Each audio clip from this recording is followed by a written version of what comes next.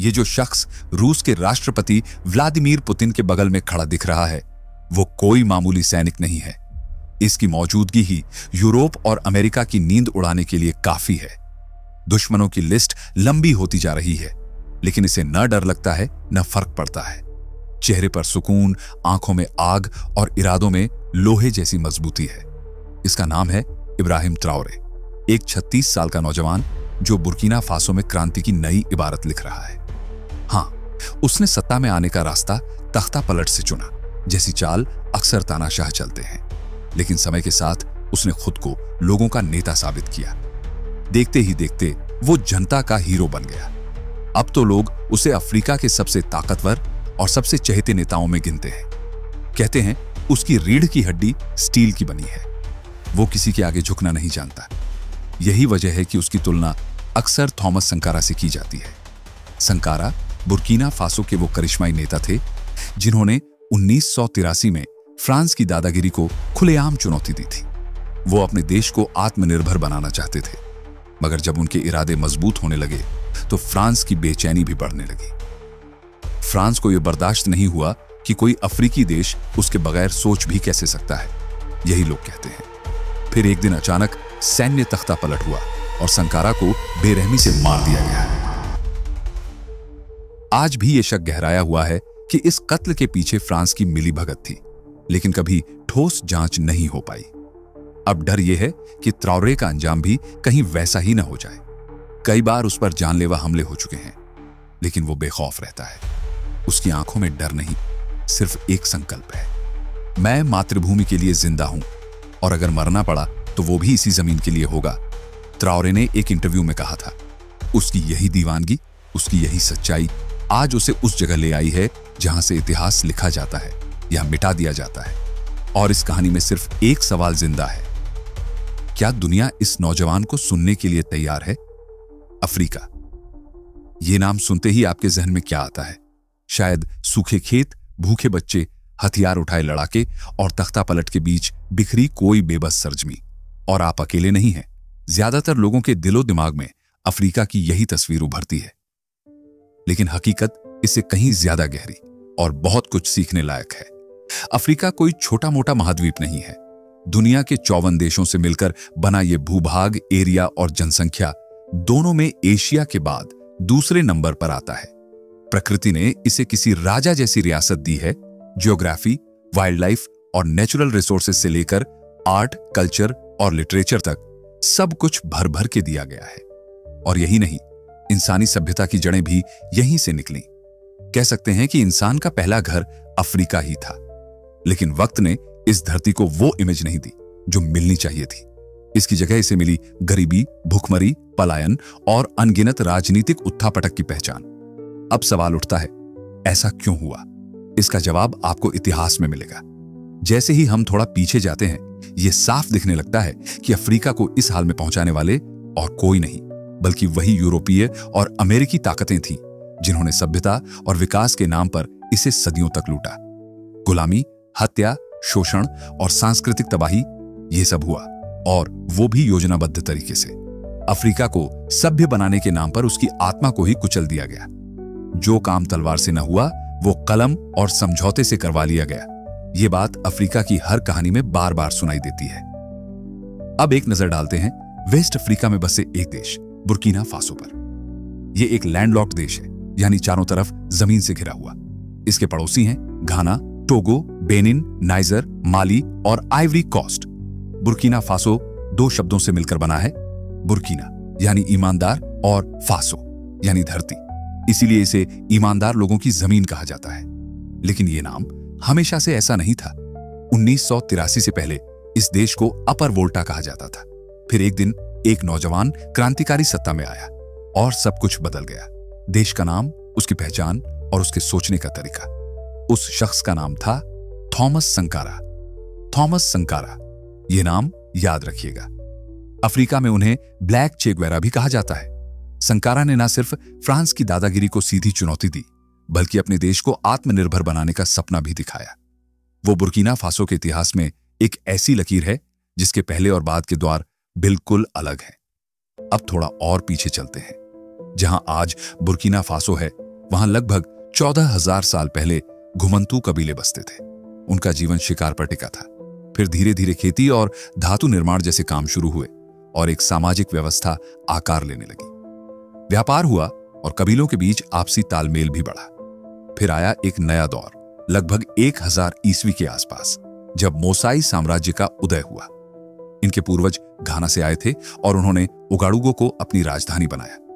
ओगाडुगो, जो आज भी बुर्किना फासो की राजधानी है। मोसाई लोग योद्धा थे, उनके पास ताकतवर फौज थी और भरपूर संसाधन।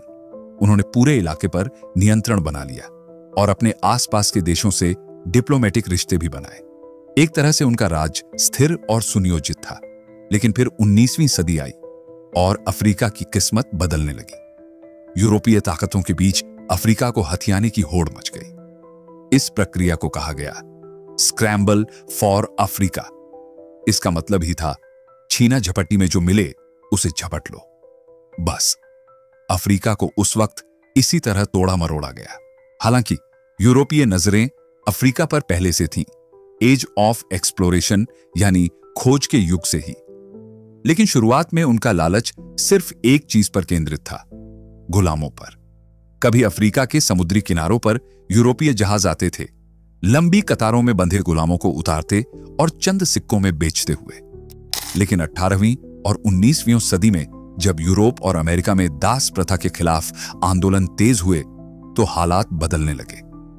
दास बाजार धीरे धीरे बंद होने लगे और फिर शुरू हुआ एक नया खेल। इस बार गुलाम नहीं, बल्कि अफ्रीका के प्राकृतिक संसाधन टारगेट पर थे। शुरुआत में यूरोपीय ताकतों का दखल तटीय इलाकों तक ही सीमित था। वे लोकल ट्रेडर्स के जरिए काम चलाते थे। सौदे समुद्र के किनारे ही निपटा लिए जाते थे। लेकिन जैसे ही गुलामों का धंधा बंद हुआ, उन्होंने अफ्रीका के अंदरूनी हिस्सों की तरफ कदम बढ़ाना शुरू कर दिया। और वहां जो उन्होंने देखा वो उनके लालच को हवा देने के लिए काफी था। अरे, असली खजाना तो यहां छिपा है, शायद यही कहा होगा किसी यूरोपीय एक्सप्लोरर ने। अंदर की जमीनों में भरपूर नेचुरल रिसोर्सेज थे। उन्हें अपनी इंडस्ट्रियल क्रांति के लिए रॉ मटेरियल्स की जरूरत थी और अफ्रीका उन्हें सप्लाई करने के लिए बिल्कुल फिट बैठता था। मगर अब यह सवाल उठा, कौन कितनी लूट पाएगा? हर यूरोपीय देश ज्यादा से ज्यादा हिस्सा चाहता था। नतीजा, आपसी टकराव बढ़ा और जंग की आशंका गहराने लगी। तभी उन्होंने एक रास्ता निकाला, बैठकर बंटवारा कर लिया जाए। तारीख थी 15 नवंबर, साल था 1884। जगह थी जर्मनी की राजधानी बर्लिन और लोकेशन थी 77 William Street, chancellor Otto von Bismarck का घर। यहां एक बड़ी कॉन्फ्रेंस बुलाई गई जिसमें कुल 14 देश शामिल हुए। अमेरिका भी मौजूद था, बाकी 13 यूरोपीय देश थे। बस स्विट्जरलैंड को छोड़कर पूरा यूरोप टेबल पर बैठा था। लेकिन अफ्रीका से कोई नहीं बुलाया गया। जब झांझीबार के सुल्तान ने कॉन्फ्रेंस में आने की इच्छा जताई तो ब्रिटिशर्स ने उसका मजाक उड़ाकर बात टाल दी। अरे, अफ्रीकी लोग हमारे लेवल पर डिस्कशन कैसे कर सकते हैं? यही सोच थी उनकी। कॉन्फ्रेंस कुल 104 दिन चली। 26 फरवरी 1885 को जब यह खत्म हुई, तब तक पूरा अफ्रीका पेंसिल की नोक से बंट चुका था। बस 2 देश, इथियोपिया और लाइबेरिया, इस लूट से बच पाए। बाकी महाद्वीप के भविष्य का फैसला उन लोगों ने किया जो उसे जानते तक नहीं थे। बर्लिन कॉन्फ्रेंस से पहले यूरोपीय ताकतों का अफ्रीका पर सिर्फ 20% कंट्रोल था, लेकिन महज 5 साल में यह आंकड़ा 90% तक पहुंच गया। और इसी बंटवारे में बुर्किना फासो का इलाका फ्रांस की झोली में चला गया। बुर्किना फासो से वोल्टा नदी निकलती है जो नीचे की तरफ बहती हुई घाना और दूसरे देशों तक जाती है। लेकिन उस वक्त यहां मोसाई साम्राज्य का शासन था और वे फ्रांस की अधीनता मानने को बिल्कुल तैयार नहीं थे। तो फिर क्या किया गया? 1896 में फ्रांस ने हमला बोला और राजधानी ओगाडुगो पर कब्जा कर लिया। इसी के साथ मोसाई साम्राज्य का अंत हुआ और यह पूरा इलाका फ्रेंच वेस्ट अफ्रीका का हिस्सा बन गया। फ्रांस ने इस क्षेत्र का नाम अपर वोल्टा रखा, वोल्टा नदी के नाम पर। फिर 1932 में उन्होंने इस देश को खत्म कर दिया और उसे माली, नाइजर और आइवरी कोस्ट में बांट दिया। ऐसा लगा कि अब अपर वोल्टा का नाम ओ निशान मिट जाएगा। लेकिन वक्त पलटा और दूसरा वर्ल्ड वॉर शुरू हुआ। शुरुआत में फ्रांस को हार का सामना करना पड़ा, फिर ब्रिटेन और अमेरिका ने मिलकर उसे संभाला। युद्ध तो जीता, लेकिन फ्रांस खुद टूट चुका था। वो अब अपनी कॉलोनियों में पहले जैसी सख्ती नहीं दिखा सकता था। 1947 में दबाव में आकर उसने फिर से अपर वोल्टा को बहाल कर दिया। इसके बाद भी 63 साल तक फ्रांस ने यहां शासन किया। इस दौरान लाखों लोगों से बेगार करवाई गई, हजारों की हत्या हुई और उनकी संस्कृति को रौंदने की हर मुमकिन कोशिश की गई। 1950 के दशक में आजादी की हवा बहने लगी, आंदोलनों की शुरुआत हुई और फिर 1958 में रिपब्लिक ऑफ अपर वोल्टा बना। फ्रांस ने इसे ऑटोनॉमी दी और एक जनमत संग्रह के जरिए स्वतंत्रता का रास्ता खोला गया। आखिरकार 5 अगस्त 1960 को देश पूरी तरह आजाद हो गया। मॉरिस यामेओगो पहले राष्ट्रपति बने, लेकिन जिस लोकतंत्र और स्थिरता के सपने दिखाए गए थे वो टूटते चले गए। आजादी के बाद से अब तक बुर्किना फासो में कुल 8 तख्ता पलट हो चुके हैं। सिर्फ एक बार सत्ता का शांतिपूर्ण हस्तांतरण हुआ है। ये हालात सिर्फ बुर्किना फासो तक सीमित नहीं है। अगस्त 2023 में अलजीरा की एक रिपोर्ट आई थी जिसमें सैन्य तख्ता पलट के आंकड़े दर्ज थे। अमेरिका के रिसर्चर जोनाथन पावेल और क्लेटन थाइन ने यह स्टडी की थी। उसमें बताया गया था कि अफ्रीका के 54 में से 45 देशों में कभी न कभी तख्ता पलट की कोशिश हुई है और जितने सैन्य तख्ता पलट दुनिया भर में सफल हुए हैं उनमें लगभग आधे सिर्फ अफ्रीका में हुए हैं। इनमें भी वेस्ट अफ्रीका सबसे सेंसिटिव रहा है, इसलिए इसे कूप बेल्ट कहा जाता है और बुर्किना फासो उसी बेल्ट का हिस्सा है। अब सवाल उठता है, आखिर ऐसा क्यों हुआ? क्यों आजादी के बाद भी शांति और स्थिरता नहीं आ पाई? इसका पहला और सबसे अहम कारण था स्क्रैम्बल फॉर अफ्रीका। जब यूरोपीय ताकतों ने अफ्रीका का बंटवारा किया तो उन्हें न तो लोकल संस्कृति की समझ थी न ट्रेडिशन की परवाह। उनके मन में बस एक ही बात थी, यूरोप के फायदे का नक्शा बनाना। लकीर खींचो, हिस्सा बांटो, बाकी सब बाद में देखेंगे। शायद यही उनकी सोच थी। एक ही समुदाय को अलग अलग देशों में बांट दिया गया। आज भी ऐसे कई एथनिक ग्रुप्स मिलते हैं जिनका आधा हिस्सा एक देश में और बाकी दूसरा देश में है। नतीजा, जहां जहां वो माइनॉरिटी में रहे वहां संघर्ष शुरू हो गया और फिर कॉलोनियल रूल ने आग में घी डाल दिया। यूरोपियंस ने डिवाइड एंड रूल का फॉर्मूला यहां भी आजमाया। कुछ समुदायों को फायदा दिया, उन्हें सत्ता में बैठाया और दूसरों को हाशिए पर रखा। जब आजादी मिली तो वो दबा हुआ गुस्सा बम की तरह फट पड़ा। रवांडा का नरसंहार इसका सबसे दर्दनाक उदाहरण है। वहां 2 मुख्य समुदाय हैं, हुतू और तुत्सी। हुतू बहुसंख्यक है, लेकिन तुत्सी को बेल्जियम और जर्मनी के शासन में ज्यादा अधिकार दिए गए। जब शक्ति संतुलन बदला तो संघर्ष खून खराबे में बदल गया। तुत्सी समुदाय को जब यूरोपीय शासकों ने बाकियों से ऊपर माना तो उन्होंने उन्हें सत्ता और सरकारी पदों में भर दिया। हुतू लोग जो संख्या में ज्यादा थे मगर सत्ता से दूर रहे, उनके भीतर धीरे धीरे एक सुलगता हुआ गुस्सा भरता गया। जब रवांडा को आजादी मिली और सत्ता हुतू नेताओं के हाथ में आई तो वही गुस्सा आग बन गया। अब उन्हें बदला लेने का मौका दिखा। अब हमारी बारी है, हुतू नेताओं ने कहा और अपने लोगों को हिंसा के लिए उकसाने लगे। यही नफरत धीरे धीरे पूरे देश में फैल गई और नतीजा सामने आया, 1994 का वो नरसंहार जिसमें लाखों लोगों की जान गई। अब बात करते हैं अफ्रीका की दूसरी बड़ी समस्या की, घरेलू वजह।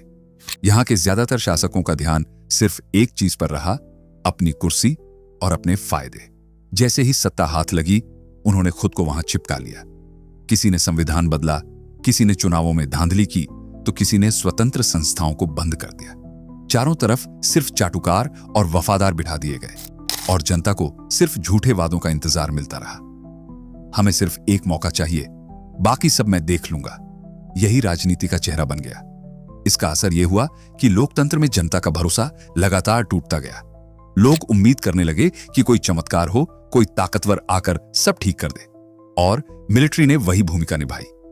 लोगों को लगा यह सेना है, इनके पास ताकत है, यही बदलाव ला सकते हैं। जब जब सेना ने सत्ता पर कब्जा किया, लोग खुश हुए। तख्ता पलट के समर्थन में रैलियां निकली, जश्न मनाए गए, लेकिन यह खुशी ज्यादा देर टिकती नहीं थी। जल्द ही नए शासक पुराने से भी ज्यादा क्रूर निकलते। फिर लोग एक और चमत्कार की उम्मीद करने लगते। यह चक्रव्यूह आज तक टूट नहीं पाया। अब आते हैं तीसरी और सबसे जटिल वजह पर, बाहरी ताकतें। अफ्रीका के ज्यादातर देश 1950 और 60 के दशक में आजाद हुए थे। यूरोपीय ताकतों को वहां से जाना पड़ा, लेकिन उनकी लालच नहीं गई। आजादी के बाद भी उन्होंने इन देशों को कभी पूरी तरह आत्मनिर्भर नहीं बनने दिया। इसका सबसे ठोस उदाहरण है फ्रांस। अफ्रीका में फ्रांस की 22 कॉलोनियां थीं। आखिरी कॉलोनी जिबूती थी, जो 1977 में आजाद हुई। लेकिन आजादी के बाद भी फ्रांस ने अपने प्रभाव को बनाए रखा, कभी आर्थिक रूप में, कभी राजनीतिक और कभी सैन्य दखल के जरिए। आज भी कम से कम 14 अफ्रीकी देशों की करेंसी है CFA फ्रैंक। ये नोट फ्रांस छापता है और इसी बहाने उन देशों की अर्थव्यवस्था पर अपनी पकड़ बनाए रखता है। फ्रांस ने कई तानाशाह और भ्रष्ट नेताओं को खुला समर्थन दिया, क्योंकि वो फ्रांस के हित में काम करते थे। उनकी क्रूरता और अपराधों को नजरअंदाज किया गया, बस इसलिए कि वो वफादार थे। फ्रांस ने मिलिट्री हथियार बेचे, फोर्स भेजी, कभी शांति स्थापना के नाम पर तो कभी आतंकवाद खत्म करने के बहाने। लेकिन असली मकसद था अपना पॉलिटिकल और बिजनेस इंटरेस्ट सुरक्षित रखना। इस पूरे सिस्टम को एक नाम दिया गया फ्रांसाफ्रिक, यानी नया उपनिवेशवाद, जो आधुनिक दौर में अपने पुराने कंट्रोल को बनाए रखने की चाल थी। अब फिर लौटते हैं बुर्किना फासो की जमीन पर। यहां पहली बार सत्ता पलटी 1966 में, फिर 2 बार और 1980 और 1982 में। इस दूसरी घटना में एक युवा अफसर ने निर्णायक भूमिका निभाई। नाम था कैप्टन थॉमस संकारा। जनवरी 1983 में संकारा को प्रधानमंत्री बना दिया गया, लेकिन तब के राष्ट्रपति से उनका टकराव हुआ और उन्हें हाउस अरेस्ट करवा दिया गया। थॉमस संकारा का जन्म दिसंबर 1949 में हुआ था, जब बुर्किना फासो को अपर वोल्टा कहा जाता था और उस पर फ्रांस का नियंत्रण था। उन्हें अच्छी शिक्षा मिली और घर वालों ने सेना में भेजा, क्योंकि सेना में एक सुरक्षित भविष्य नजर आता था। जब पहला तख्ता पलट हो रहा था, तब संकारा मिलिट्री एकेडमी में दाखिल हो चुके थे। वहां से अफसर बनकर निकले और क्रॉस बॉर्डर मिलिट्री कैंपेन में हिस्सा लिया। उसी दौरान उनका रुझान क्रांतिकारी विचारधारा की ओर बढ़ा। माओ त्से तुंग, चे ग्वेरा, कार्ल मार्क्स और व्लादिमीर लेनिन, ये सभी उनकी सोच को गहराई से प्रभावित करने लगे। उन्हें यकीन हो गया कि फौज भी राजनीतिक बदलाव का जरिया बन सकती है। उन्होंने मिलिट्री के भीतर ही एक वामपंथी ग्रुप बनाया, जिसमें ब्लेस कॉम्पावरे भी शामिल थे, जो उनके बेहद करीबी और वफादार माने जाते थे। 4 अगस्त 1983 को जब संकारा हाउस अरेस्ट में थे, कॉम्पावरे ने तख्ता पलटकर तत्कालीन राष्ट्रपति जीन बप्तिस्ता ओद्रागो को हटा दिया और संकारा को सत्ता में ला दिया। उसी रात संकारा ने national council of the revolution CNR की स्थापना की और खुद इसके प्रमुख बने। कॉम्पावरे को नंबर 2 की पोजीशन मिली। सत्ता में आते ही संकारा ने देश की पहचान बदलने का फैसला किया। उन्होंने अपर वोल्टा का नाम बदलकर बुर्किना फासो रख दिया, जिसका अर्थ था ईमानदार लोगों की धरती। उन्होंने झंडा बदला, राष्ट्रगान नया बनाया और कॉलोनियल इतिहास को मिटाने की मुहिम छेड़ दी। उनका नेतृत्व हटकर था।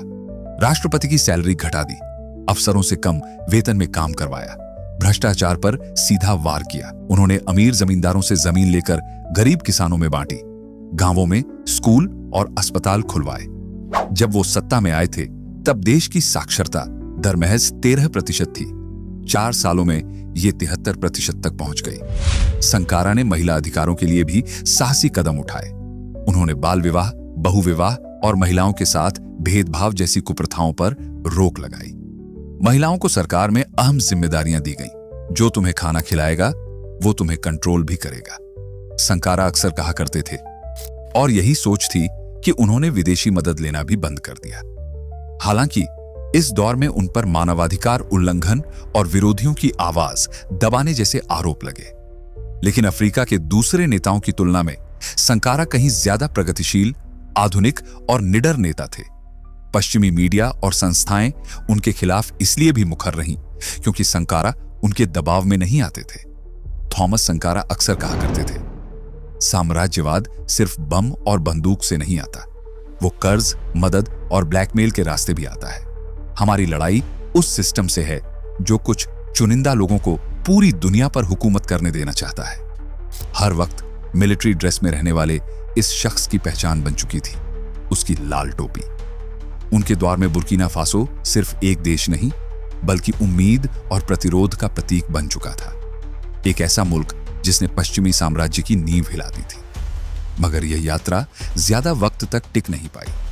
संकारा के फैसलों ने न सिर्फ अफ्रीकी तानाशाहों की नींद उड़ा दी थी, बल्कि यूरोप और अमेरिका जैसे ताकतवर देशों को भी बेचैन कर दिया था। अफ्रीकी नेताओं को लगने लगा कि उनका राज्य खतरे में है।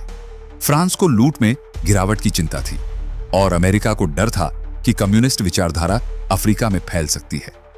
लेकिन इन सब के बीच 15 अक्टूबर 1987 की वो मनहूस तारीख आ गई जब संकारा एक मीटिंग में हिस्सा लेने पहुंचे और उनके अपने ही साथी ने उन्हें मौत के घाट उतार दिया। 12 गोलियां उनके जिस्म को छलनी कर गईं। उस दिन उनके साथ मौजूद 12 और लोगों को भी मार दिया गया। फिर क्या हुआ? उनकी बॉडी को जल्दबाजी में किसी अज्ञात जगह दफना दिया गया और पोस्टमार्टम रिपोर्ट में लिखा गया, मृत्यु प्राकृतिक कारण से हुई। बुर्किना फासो का सबसे क्रांतिकारी अध्याय उसी दिन खत्म हो गया और इस पूरे साजिश का मास्टरमाइंड था ब्लेस कॉम्पाओरे। जी हां, वही ब्लेस जिसने 4 साल पहले संकारा को सत्ता दिलाने में मदद की थी। अब वो खुद राष्ट्रपति बन गया। ब्लेस ने धीरे धीरे संकारा की सारी नीतियां पलटना शुरू की। जिन कंपनियों को सरकार ने नेशनलाइज किया था, उन्हें फिर से प्राइवेट हाथों में बेच दिया गया।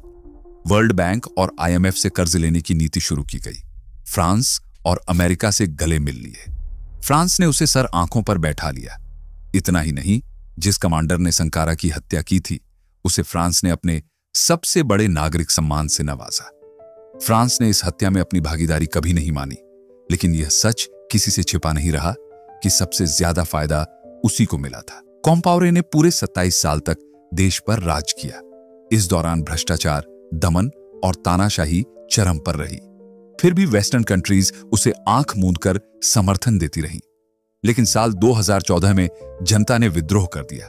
जब उसने फिर से सत्ता में बने रहने की चाल चली तो पूरे देश में हंगामा मच गया और कॉम्पाओरे को देश छोड़कर आइवरी कोस्ट भागना पड़ा। इसके बाद संकारा की हत्या की जांच शुरू हुई। उनकी बॉडी को कब्र से निकाला गया, DNA टेस्ट हुआ और उन्हें फिर से सम्मानपूर्वक दफनाया गया। साल 2021 में हत्या के मामले में 14 लोगों पर मुकदमा शुरू हुआ। 2022 में फैसला आया, 3 लोग सबूत के अभाव में बरी हुए, जबकि 8 को 3 से 20 साल की सजा मिली। ब्लेस कॉम्पाओरे और उसके 2 साथियों को उम्र कैद की सजा सुनाई गई, लेकिन यह सजा सिर्फ कागज पर ही रही। कॉम्पाओरे आज भी आइवरी कोस्ट में रहता है। उसे वहां की नागरिकता भी मिल चुकी है और वह बुर्किना फासो लौटने को तैयार नहीं। मगर एक सच है, थॉमस संकारा मिटे नहीं है। उनकी सोच आज भी जिंदा है। अफ्रीका के कई हिस्सों में लोग उन्हें रोल मॉडल मानते हैं। साउथ अफ्रीका के चुनावों में भी उनका नाम गूंजता है और खुद बुर्किना फासो में आज एक नेता उसी राह पर चल रहा है। नाम है captain Ibrahim Traore. Ibrahim Traore जब पैदा हुए साल 1988 में, तब संकारा की हत्या हो चुकी थी। लेकिन आज ट्राओरे की आंखों में वही आग है, वही सोच है। वो खुद कहते हैं, जो अधूरा काम संकारा छोड़ गए थे उसे मैं पूरा करूंगा।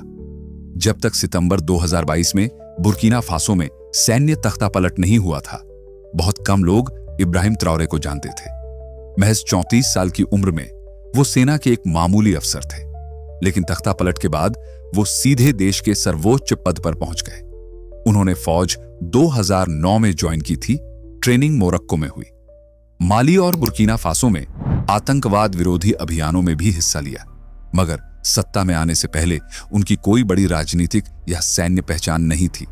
शुरुआत में उन्होंने 2 बड़े वादे किए, 2 से 3 महीनों में आतंकवाद खत्म कर दूंगा और जुलाई 2024 तक सत्ता ट्रांसफर कर दूंगा। अब इन वादों को 32 महीने हो चुके हैं, लेकिन न तो आतंकवाद खत्म हुआ और न ही सत्ता का ट्रांसफर हुआ। उल्टा उन्होंने अपनी मिलिट्री रूल को साल 2029 तक बढ़ा दिया है। उन्होंने साफ कहा, चुनाव मेरी प्राथमिकता नहीं है। उनकी सरकार पर कई गंभीर आरोप लगते रहे हैं, प्रेस फ्रीडम खत्म करना, विरोधियों को कुचलना और गैर न्यायिक हत्याएं। इसके बावजूद उनकी लोकप्रियता बढ़ती जा रही है। क्यों? 3 बड़े कारण हैं। नंबर 1, ट्राओरे ने सत्ता में आते ही फ्रांस से सारे रिश्ते तोड़ दिए। फ्रांसीसी सैनिक और डिप्लोमेट्स को बाहर निकाल दिया गया, जबकि साल 2013 से फ्रांस आतंकवाद के खिलाफ लड़ाई के नाम पर वहां मौजूद था। मगर स्थानीय लोग मानते थे कि उनका असली मकसद राजनीतिक और आर्थिक फायदे था। आखिर बुर्किना फासो को फ्रांस ने 64 वर्षों तक डायरेक्ट और उसके बाद 6 दशक तक इनडायरेक्टली कंट्रोल किया। ऐसे में जनता में गुस्सा तो बनता था। जिस किसी को भी फ्रांस की सदियों पुरानी लूट का अंदाजा है, वो उसे आज भी सिर्फ एक विदेशी आक्रांता की तरह ही देखता है। जब इब्राहिम ट्राओरे ने फ्रांसीसी सैनिकों और डिप्लोमेट्स को बुर्किना फासो से निकाल फेंका, तो देश भर में जैसे आजादी की दूसरी लहर सी दौड़ गई। लोग जश्न में उतर आए। सोशल मीडिया से लेकर सड़कों तक इसे नई आजादी का सूरज कहा जाने लगा। अब आते हैं दूसरी बात पर। ट्राओरे ने अपनी पूरी पर्सनैलिटी ही थॉमस संकारा की छाया में ढाल ली है। उनका पहनावा, उनके भाषण, उनके फैसले, सब में संकारा की झलक मिलती है। उन्होंने राष्ट्रपति की सैलरी लेने से मना कर दिया है और आज भी उसी मिलिट्री कैप्टन की सैलरी लेते हैं जो उन्हें पहले मिलती थी। सरकारी अधिकारियों की बढ़ी हुई तनख्वाहें भी कम कर दी गई हैं। बुर्किना फासो में सोने का भंडार अपार है। पूरे अफ्रीका में वह सोना एक्सपोर्ट करने के मामले में चौथे नंबर पर है। साल 2022 तक देश की अधिकांश गोल्ड माइंस पर फ्रांस, ब्रिटेन और ऑस्ट्रेलिया की बड़ी बड़ी कंपनियों का नियंत्रण था। लेकिन ट्राओरे सरकार ने धीरे धीरे उनके लाइसेंस कैंसिल करना शुरू कर दिया है। अब नई नीति यह है कि जो भी विदेशी कंपनी माइनिंग का लाइसेंस लेना चाहती है, उसे 15% हिस्सेदारी बुर्किना फासो की सरकारी कंपनी को देनी होगी। साथ ही स्थानीय लोगों को ट्रेनिंग देना भी अनिवार्य है। यही नहीं, सरकार खुद देश में पहली बार गोल्ड रिफाइनरी और गोल्ड रिजर्व भी बना रही है। ट्राओरे कहते हैं, इस जमीन के खजाने पर सबसे पहला हक उन लोगों का है जो दिन रात पसीना बहा रहे हैं। जब आधी से ज्यादा आबादी गरीबी और बेरोजगारी से जूझ रही हो और पिछली सरकारों ने जनता का सिर्फ शोषण किया हो, वहां अगर कोई नेता हक की बात करे तो उसे सुनने वाले भी मिलते हैं और सर आंखों पर बिठाने वाले भी। अब तीसरी अहम बात, ट्राओरे सिर्फ 37 साल के हैं। अफ्रीका के किसी भी देश के सबसे कम उम्र के राष्ट्रपति। जब आप जानते हैं कि वहां के नेताओं की औसत उम्र 63 साल है और कुछ तो ऐसे हैं जो सही से चल भी नहीं सकते लेकिन कुर्सी से चिपके हुए हैं, तो ट्राओरे जैसे यंग और एनर्जेटिक नेता की मौजूदगी अपने आप में उम्मीद की एक किरण है। वो बातें कहते हैं जो युवाओं को छू जाती हैं, उन्हें गर्व महसूस कराती है। साल 2023 में रूस अफ्रीका समिट के दौरान उन्होंने अफ्रीकी नेताओं से सीधा कहा था, दूसरों के इशारों पर नाचना बंद करो। ये इशारा वेस्टर्न कंट्रीज के दखल की ओर था।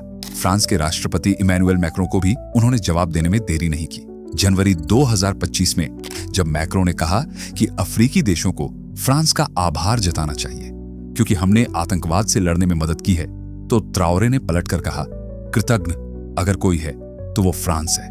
उनके देश का वजूद हमारे पूर्वजों की वजह से बचा है, उन्हें हमें धन्यवाद देना चाहिए। बुर्किना फासो में मीडियन एज 18 साल है, यानी वहां की बड़ी आबादी सोशल मीडिया से जुड़ी हुई है। ऐसे में ट्राओरे की लार्जर देन लाइफ छवि बहुत सिस्टमैटिक तरीके से गढ़ी जा रही है। उनके भाषण, उनके काफिले, उनकी ट्रेनिंग की क्लिप्स सोशल मीडिया पर धड़ाधड़ फैलाई जाती हैं, कई बार फेक भी, लेकिन इससे एक कल्ट बन रहा है और आम लोग उससे खुद को जोड़ पा रहे हैं। आज ट्राओरे सिर्फ एक नेता नहीं बल्कि एक आस्था बन चुके हैं। मगर इन सब के बीच कुछ जरूरी सवाल भी हैं। ट्राओरे सत्ता में तख्ता पलट के जरिए आए हैं। बुर्किना फासो में इतिहास यही कहता है, जो सत्ता तख्ता पलट से लेते हैं वो अगली बार खुद तख्ता पलट का शिकार होते हैं। क्या ट्राओरे इस दायरे से बाहर निकल पाएंगे? फ्रांस और अमेरिका को तो उन्होंने दूर किया, लेकिन अब रूस और चीन जैसे देशों को बुला रहे हैं। प्राइवेट मिलिट्री ग्रुप्स की एंट्री भी हो चुकी है। ये भी तो एक और किस्म का नव उपनिवेशवाद है ना। सबसे बड़ी बात, वो जनता के वोट से नहीं आए हैं और डेमोक्रेसी में यह बुनियादी शर्त होती है। उन्होंने अपना कार्यकाल साल 2029 तक खुद ही बढ़ा लिया है। उसके बाद क्या होगा ये कोई नहीं जानता। इतिहास हमें बताता है कि अक्सर क्रांति का दावा करने वाले नेता सत्ता मिलते ही तानाशाह बन जाते हैं। लीबिया का मुअम्मर गद्दाफी, मिस्र का हुस्नी मुबारक या फिर चीन का माओ ज़ेडोंग, सबके नाम हमारे सामने हैं। अब सवाल आपसे है, क्या इब्राहिम ट्राओरे सच में एक क्रांतिकारी हैं या वो भी सिर्फ एक और तानाशाह हैं जो समय के साथ अपने चेहरे बदलते हैं? अपनी राय हमें कमेंट में जरूर बताइए।